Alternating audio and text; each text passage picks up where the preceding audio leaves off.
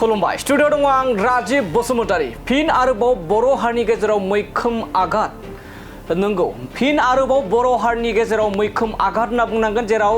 रतन कसारिनि मुङै दोननाय लामानि मुंखौ सोलायनानै श्याम प्रसाद मुखार्जी दोननायखौ लानानै फिन जाथाय बनसुनि अर्गेनाइजिं सेक्रेटारि सन्जय बर' बिथांनि थारैनो नंगौ बे समाव मख'नांगोन दि बर' हारिनि गेजेरावबो भारत उदांस्रिनि थाखाय गोबां नांनाय एबा भारत उदांस्रिनि थाखायबो बर' हारिनि गेजेराव जे जिउ बावनाय एबा मुंख्लं दं बे जोंनि थाखाय मोनसे गोग्गाथाव बाथ्रा नाथाय बे समाव बर' हारिनि गेजेराव भारत छोड़ो एबा भारत नागार सोमावसारनायाव मुंख्लं जानाय रतन कसारिनि मुङै दोननाय लामानि मुंखौ सोलायनानै श्याम प्रसाद मुखर्जी दोननाय जादों। बेखौ लानानै गोख्रों फिनजाथाय होदों बनसुनि अर्गेनाइजिं सेक्रेटारि बिथां सन्जय बर' बिथाङा ढेकियाजुलि ओनसोलाव जा बर' हारिनि गेजेरावनो भारत नागार सोमावसारनायाव बाहागो लानाय रतन कसारिनि मुङै दोननाय लामानि मुंखौ सोलायनानै श्याम प्रसाद मुखार्जीनि दोननायखौ दिनैनि समाव ससियेल मिडियानि गेजेरजों गोबां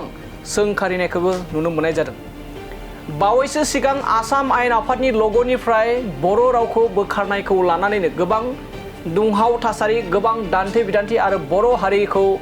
लाजि फोनांनाय जानाय बाथ्राया नोंथांमोननि गेजेराव दासिमबो बावनानै थाङाखै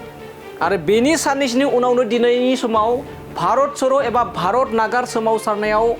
जिउ बावनाय रतन कसारिनि मुङै दोननाय जा लामानि मुंखौ सोलायनानै श्याम प्रसाद मुखर्जी दोननायखौ लानानै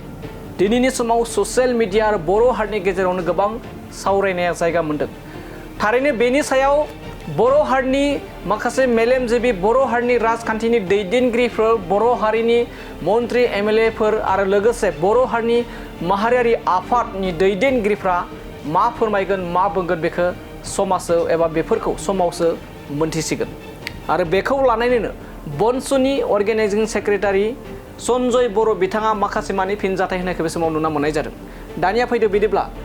बर'नि गेजेराव एबा बर' हारिनि गेजेराव भारत नागार सोमावसारनायाव बाहागो लानाय रतन कसारिनि मुङै दोननाय लामानि मुंखौ सोलायनानै जे गुबुन मुं दोननाय जादों बेखौ लानानै मा फोरमायदों नोंथांमोननि गेजेराव लाना फैदिनि। मैया बा दिनैनि गेजेरावहाय ढेकियाजुलियाव मोनसे जोंनि बर'निफ्राय भारत छोड़ो आन्दलनाव बाहागो लानानै शहीद जालांनाय रतन कसारी बिथांनि नामाव लामा मोनसे नामाकरण जानायखौ दिनैनि थारिखआव सिद्धान्त लाबावदों जाहैबाय श्याम प्रसाद मुखर्जी मुङै बै पदखौ गोदान होनाय जासिगोन होननानै फोसावदों। दा बेफोरबायदिखौ जोंनि मानगोनां एमसिएलए बिथां राकेश ब्रह्मआ आपत्ति खालामनो नांगौमोन जिहेतु सासे रायजोनि प्रतिनिधि हिसाबै बिथाङा दिनै सायख'जादों रायजो राजानि अननायजों बिथांनि मददजों बिथाङा देरहासार जाबोदों नाथाय दिनै बिथाङा गाव हारिनि गेजेराव गावजों गावसो सोंखारिलायनायाव मुखुब जानानै दङ। बिनिख्रुइ आरो बिथाङा बर'नि टाइटेलखौ लानानै दिनै सासे एसटि समस्थियाव इलेक्सन गेलेना देरहायो दिनै बिथाङा गावनि हारिनि अर्गेनाइजेसनखौसो लाजि फोनांबावनो नागिरो। बिथांनि बुंनाय स्टेटमेन्टनि फारसे जों बनसुआ निन्दा खालामो आरो इन फिउचार जाहाथे बिथाङा बेफोरबायदि स्टेटमेन्टखौ लाबोबावा